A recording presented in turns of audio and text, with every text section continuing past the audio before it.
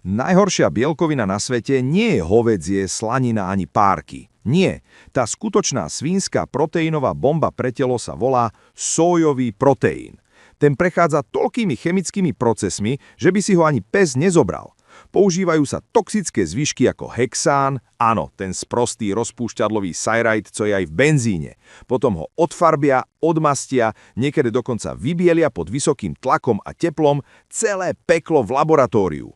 A to ešte ani nezačneme hovoriť o tom, že väčšina je GMO s krásnym bonusom v podobe glyfosátu, herbicídu, ktorý by do ryti nemal byť ani v blízkosti jedla.